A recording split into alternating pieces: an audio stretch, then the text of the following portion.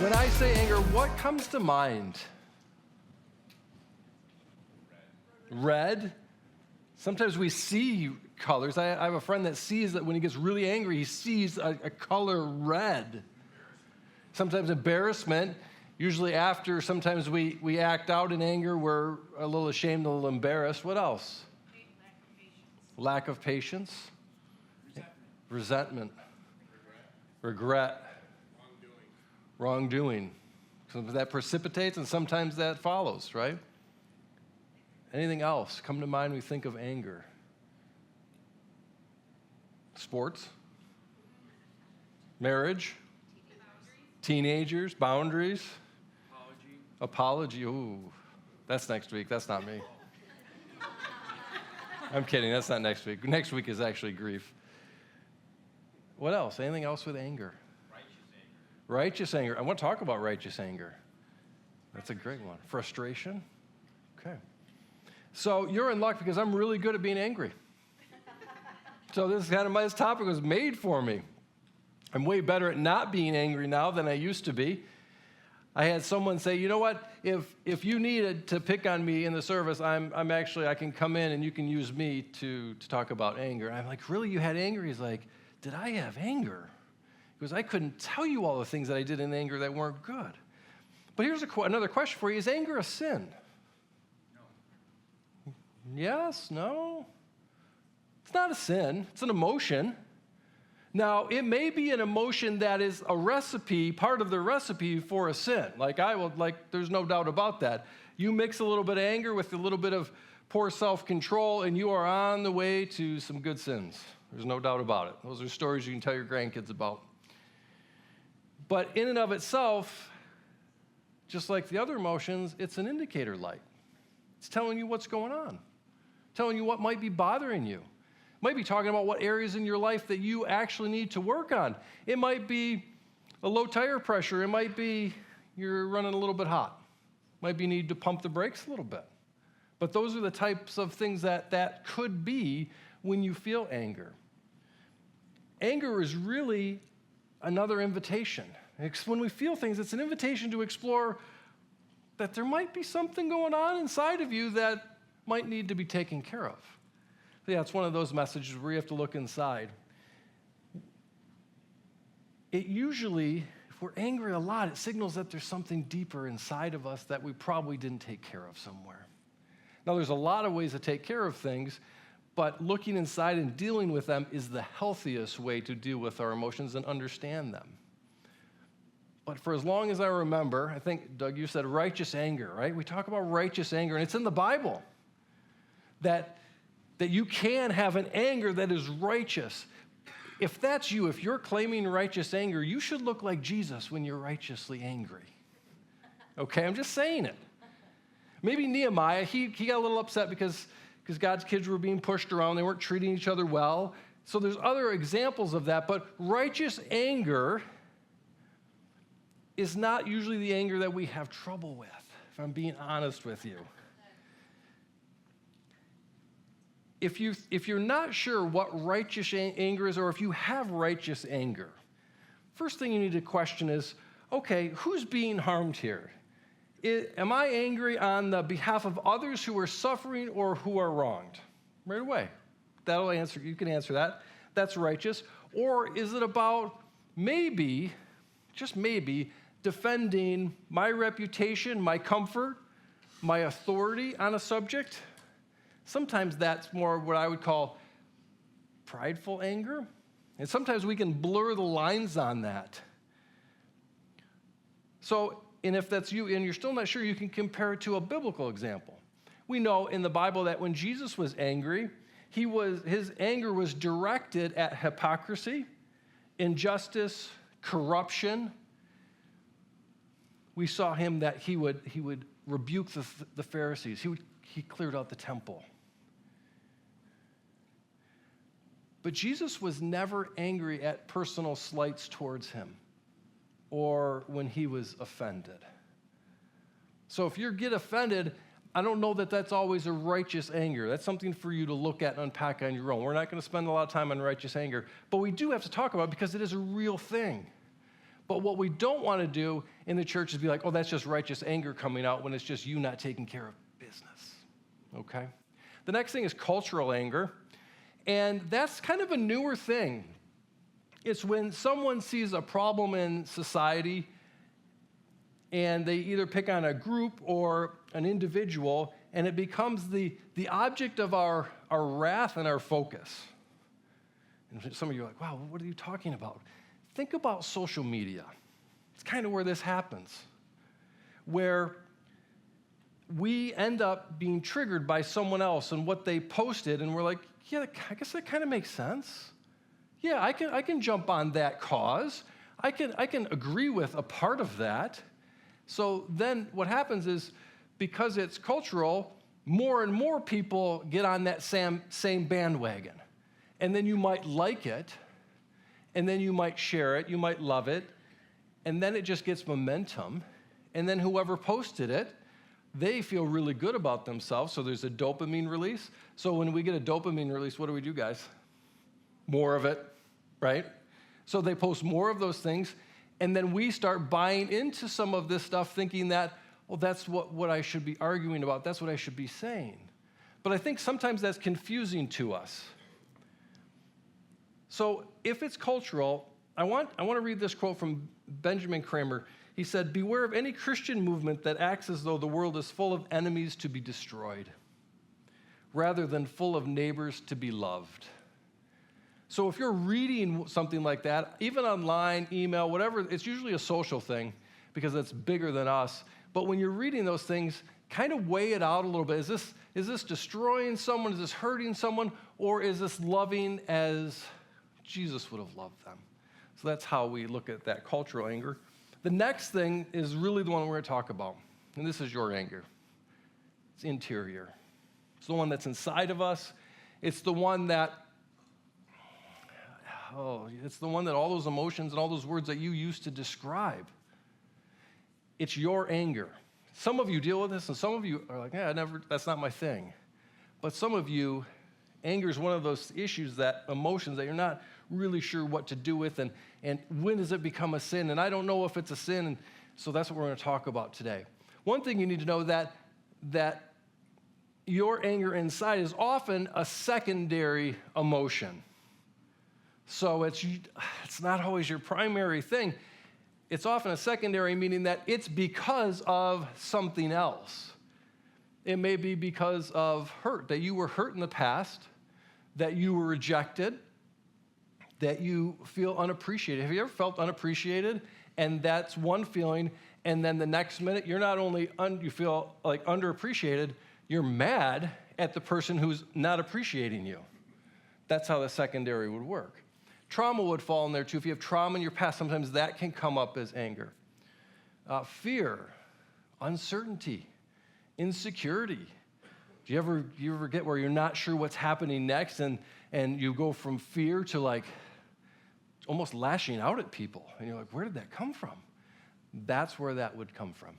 Frustration, feeling stuck, someone's not listening to you. If you're married, your spouse is just not listening to you over and over, and then you get angry because of the lack of communication or the lack of them listening. Injustice, we see that secondary emotion would be somebody's hurt, and you get angry on their behalf, or there's wrongdoing to you or someone else, and you get angry there. Often, though, anger is a redirection of the misery in our own souls, in our own hearts, and we're just pushing other people. If I'm going to hurt, you know what? Lee, you're going to hurt with me, right? We're going to light this up together. And then you know what hurt people do? They hurt people. And you can see how this goes on, and it goes on, and it goes on. Have you ever done that, though, where you just get up and you're having a bad day, and the first person that you come into contact with is, you get them? I've done that. I did that this week. I walked into one of my offices. The snow was not cleared, which it was the third office I'd been to, and the snow wasn't cleared. And I'm like, why is somebody clean the snow? Like, this is your job. And of course, the first person I ran into was my wife. Funny how that worked, because I went in the front door to see if the snow was plowed, because I knew it wasn't going to be, truly knew it wasn't going to be, but I had to find something. But can you see like how it's just easy to be reactive with our anger? And I didn't yell at Sarah by no means, so don't like create a whole scenario in your minds. I did that when we were first married. We're not talking about that today. But have you ever done that where you've gotten really angry and you're not sure why? Anger should push us to reflect rather than respond. Reflect rather than respond. It's very easy to respond right away. Now, I'm not talking if someone's hurt, you go help them, yes. But so often, we use our anger in different ways, in ways that's probably not the healthiest way, and it can lead to sin so easy. Anger can lead to hurt feelings, destructive behaviors, or it can lead to very constructive responses. You can be like, why am I angry? What do I need to fix here? What's going on inside of me that I need to look at? But if we don't manage it correctly, there's a good chance it's going to hurt someone, especially if you have anger issues. Like I said, I've been a professional angry person for many years, not so much now, but when I was younger, I was not great. If I got angry and there was something in my way, I would go through it. There really wasn't a question. I was either going to go through it or I was going to talk to it really not nicely. But the question is, what is our anger telling us? When you're angry, what is it telling you, and how should you respond to that, especially if you want to look more like Jesus Christ? How do we respond to that? We learn a little bit in Numbers chapter 20. If you have your Bibles, you can open up, or you can open your phone up to that. But in Numbers chapter 20, Moses is dealing with the Israelites again. And in chapter 20, it kicks off right away that Miriam had died, and the Israelites are complaining. Big surprise there. So if we pick up midway through, it says, there was no water for the people to drink at this place, so they rebelled against Moses and Aaron. Now, this had happened more than one time. The people blamed Moses and said, if only we had died in the Lord's presence and our brothers. Why have you brought the congregation of the Lord's people into the wilderness to die along with all of our livestock? Why did you make us leave Egypt and bring us here to this terrible place? They're asking these questions. Now, if you don't know the story, Moses is the leader. And as the leader, guess what he's supposed to have? All the answers. So they're asking him these questions. And they go on, they say, this land has no grain, no figs, no grapes, no pomegranates, and no water to drink. There's nothing here for us. Moses and Aaron turned away from the people and went to enter the tabernacle, where they fell down on their faces.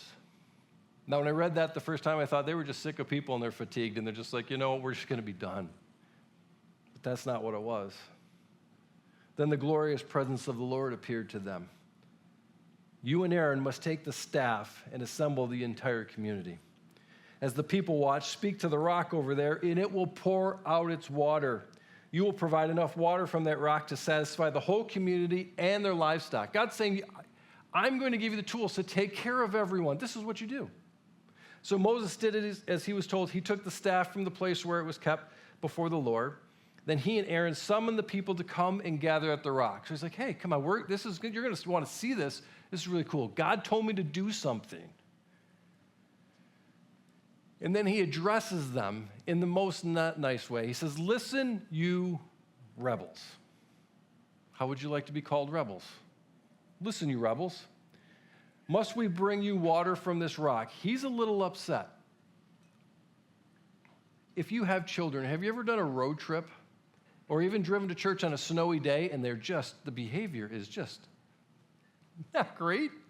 And they're complaining. And what's the question on a road trip? When are we going to get there? And they can ask that. It was very similar to this, except this happened for a period of about 30 years. Where's the water? Where's the food? Let us go back to Egypt to die. And Moses had heard that over and over and over. So what do you think built up in him? Frustration. He had some anger brewing. Then Moses raised his hand, and what we would like to read there is he rose his hand and he spoke, but he didn't. He took the staff and he hit the rock 2 times. And as he hit the rock 2 times, he disobeyed God. He acted out in anger, and he disobeyed God. Now, God showed mercy because water still came out of there. That was God being merciful. But Moses' complaints weren't just about that 10 minutes of them complaining. It was about the years and years of frustration, of exhaustion, of basically wandering in the wilderness, of being hurt as a leader, and trying to lead stubborn people for almost 40 years at this point. So instead of listening to God, his anger gets the best of him. So he let his emotions control his response. And we do that same thing. Now we see with Moses very clear, disobedience, and because of disobedience, there's a consequence. Consequence for him, he could not enter the promised land. So everything that he gave his life to, he wasn't able to do because of that. But can you see how even in Moses, the case of Moses, it's a secondary emotion? It was something that was building up, because he had already dealt with his people over and over. This was not a new situation for him, but it was the frustration he just acted out. And for us, it can be that hurt, it can be fear, it can be feeling unappreciated. So the question that you get to ask yourself is this: what's really causing my anger? What's really causing my anger? When you snap at a loved one, is it really about them? Usually it's not. Is it the stress that you've had at work that day that you didn't manage well at work, or the mistake you made at work that day? Or is it maybe you're just insecure? Sometimes we get angry because we're insecure in ourselves. Or maybe you're just tired and you need a break. I mean, that happens. James 1:19 through 20. And Evelyn, she read, I think it was 1:17 that you read. This is right after that. We read, everyone should be quick to listen, slow to speak, and slow to become angry. Moses reacted instead of pausing to reflect. If he would have given himself some time there, we might have had a different outcome.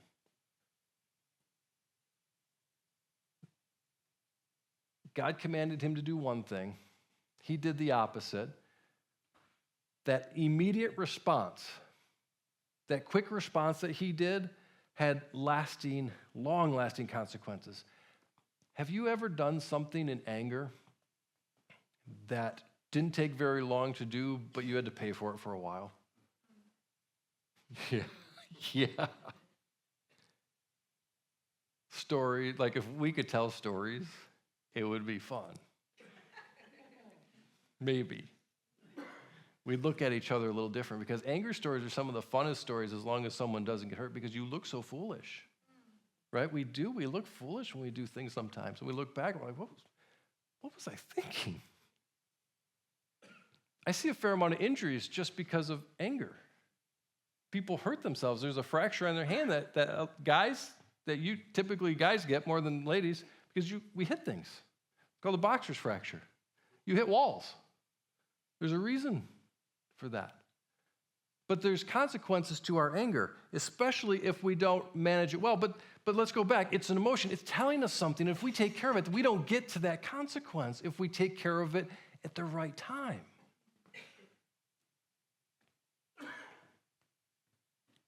So what if we paused before we responded? And what if Moses had taken just that deep breath, waited a little bit before he had reacted? Do you think when he picked that staff up, he's like, I'm just going to wrap this thing on that rock and be done with it? Like, I'm so sick of them. Because when you're angry, you know you have a little bit of a weird plan in your head that you think is going to get some attention or get something done. So when he picked that staff that he had done miracles with, all of a sudden it went from this miracle staff to a staff that showed his disobedience. That had to break him. It's hard to read, hard to think about. But what if we use that 10-second thing? When you're angry, give yourself 10 seconds. Just pause a little bit. And in that 10 seconds, ask yourself this question: will this honor God? Will this? I know that in the past, not all of my decisions made in anger have honored God, if I'm being honest. Now, we talked about righteous anger, and there's also a sinful anger. So righteous anger, you don't sin when you have righteous anger. I know that sounds simple, but they shouldn't go hand in hand. They're separate. Ephesians 4:26 says, when you're angry, don't sin. Paraphrase that a little bit, but don't sin. So you have the option to not sin when you're angry. It's what we do with anger. It's what we do with that emotion. Like so many of our other emotions, it's what we do with them once we feel them. If it's true righteous anger, it's going to lead to justice and it's going to lead to change. But sinful anger, that's going to lead to destruction and regret. We see sinful anger right away in the Bible. One of the first stories we read is Genesis with Cain and Abel. There was destruction, there was actually murder because of that. Now, you might not kill someone, but sometimes in our anger, we can kill a relationship. We can kill a job. We can do some really bad things really fast.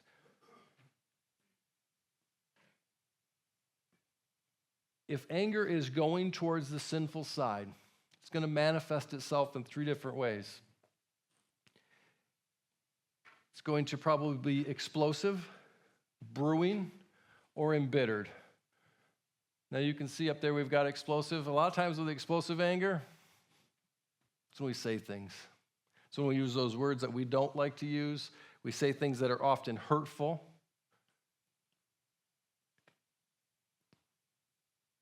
Explosive anger can drive us to say hurtful words in the heat of the moment. Have you ever done that? Where you've said something and you're like, why would I ever say that? And then you want to bring it back, but you can't. Because once it's out, the other person is hurt, and then you're stuck with it. That happens because when we're overcome by emotions, we fail to restrain ourselves. We don't use the self-control that we have with the Holy Spirit. And because of that, we end up actually wounding other people. And sometimes when we apologize, I'm going to just tell you this is not an apology. Well, I was angry. I'm kind of sorry. But I was angry, so it's okay. It's not really a great way to fix that. It's really hard to fix things that you say out of anger. The other one is brewing anger. And brewing anger is when you get angry and you just let it kind of brew like coffee. You don't really deal with it. You're not sure what to do with it. But brewing anger, it has this ability to distort reality because you start to build a whole narrative in your head about why something happened, why someone said something, why they cut me off on the road.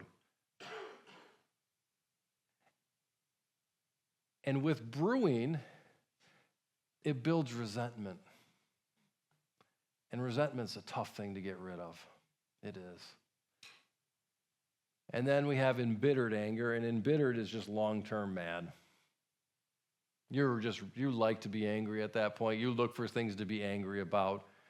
It fuels division. If somebody says something, you're like, yeah, you're just like everybody else. You fall right into that category. But you can see how we have explosive, we have brewing, and then we have embittered. And the longer you let these things set and you don't take care of them, the bigger the chance is for hurt and us to actually sin when we feel these emotions. Because they distort our perspective so bad, and they make the conflicts that we have seem way bigger than they truly are.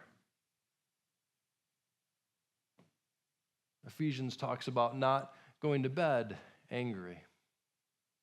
That's so you don't become embittered, so that division doesn't continue to grow. Because the longer we allow anger to fester, the more damage potential that it has,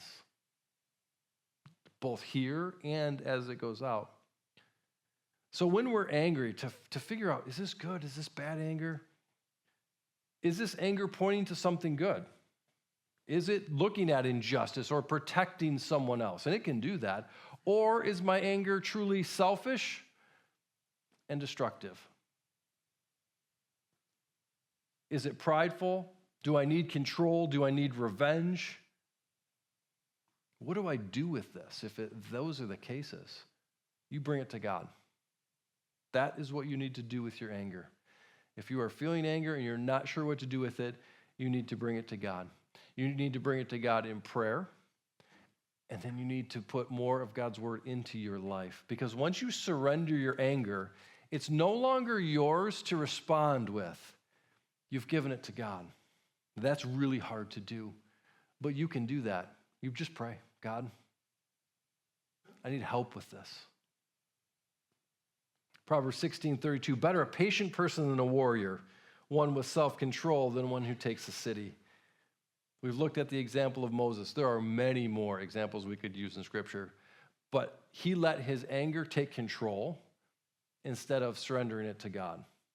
Jesus, though, when we see him, he was self-controlled. When he was wronged, he was mocked, he was beaten, he responded with what?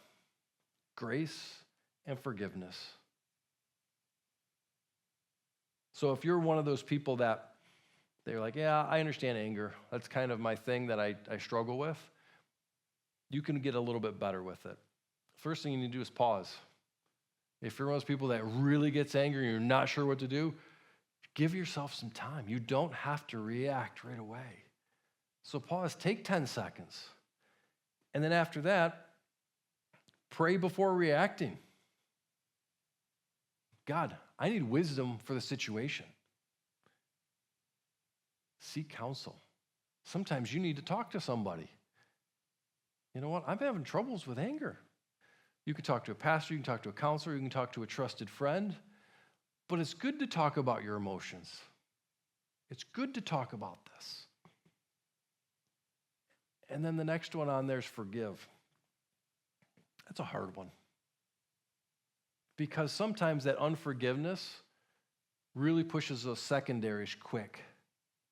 Because you're already hurt, you haven't let go, and you use it as a defense mechanism. But we've got to get through. We've got to work through and understand that forgiveness is key. Because when you hold on to unforgiveness, that embitterness just grows and it grows and it grows. And the last one is redirect your anger into action. Do something productive. Especially if it's a righteous anger, go volunteer. Go do something to help someone else out.